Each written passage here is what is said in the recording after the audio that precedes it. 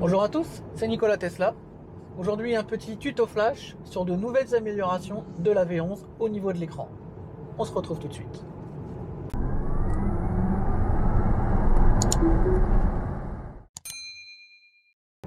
Alors comme vous l'avez vu, dorénavant avec la V11, quand vous mettez votre clignotant, vous avez le rappel des caméras arrière.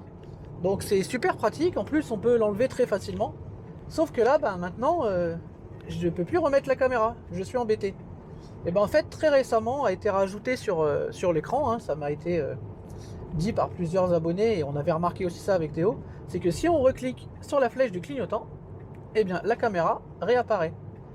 Et à contrario, on peut aussi appuyer sur la flèche pour l'enlever. Donc c'est quand même hyper pratique. Donc on peut mettre la caméra. Si on l'a enlevé comme ça, parce que moi je l'ai l'habitude de la swiper comme ça, on peut la faire revenir directement en cliquant sur la flèche qui clignote. Deuxième amélioration, on peut maintenant ajuster la vitesse du régulateur en cliquant directement sur votre vitesse. Je m'explique. Là, j'ai mis le régulateur à 82, mais si je veux me mettre à la vitesse, je clique dessus et vous avez vu, ça s'est mis à la vitesse à laquelle j'étais. Donc c'est très pratique, ça peut aller, ça va très très vite en fait. Donc là, par exemple, si je veux me mettre à 60, hop, je clique dessus, ça se met à 60 directement. Je vous rappelle qu'il y a toujours l'astuce, si on veut amener le régulateur à la vitesse limite, vous avez vu là je suis en dessous, soit j'appuie sur le panneau et il s'y met. Donc soit vous cliquez sur le panneau et il se met à la vitesse, mais après il y a aussi la technique de rester appuyé sur le commodo, qu'on va voir, on va le faire ici. Donc là vous avez vu, on va arriver dans le village, il va lire le panneau 50 mais il s'y met pas tout de suite. Vous baissez le commodo et hop, la vitesse s'y met toute seule. Donc ça c'est une vieille astuce qui existe, un petit clin d'œil à Xav, de la chaîne de Xav Tesla.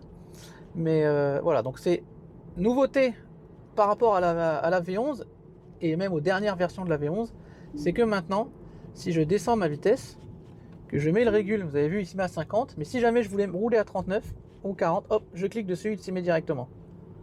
Donc ça, c'est quand même pratique. Alors, depuis 2 jours avec Théo, on a remarqué un truc bizarre sur la carte. Dites-moi en commentaire si vous avez la même chose, ça m'intéresse.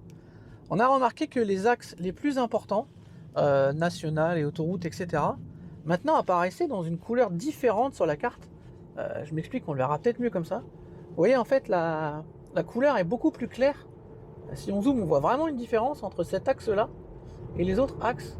Alors, je ne sais pas si c'est un bug ou pas, parce qu'on a l'impression, vous voyez, quand on zoome, ça recharge bien comme il faut, mais quand on est un petit peu dézoomé, on a l'impression qu'il manque une texture. Donc dites-moi si c'est un bug de chez moi en ce moment ou si vous avez la même chose. Donc je vous rappelle aussi que pas mal de monde se plaignait qu'on ne pouvait plus avoir les anti-brouillards en direct. Il y a toujours l'astuce de faire un appel de phare léger, et là on a le paramétrage des feux qui arrive.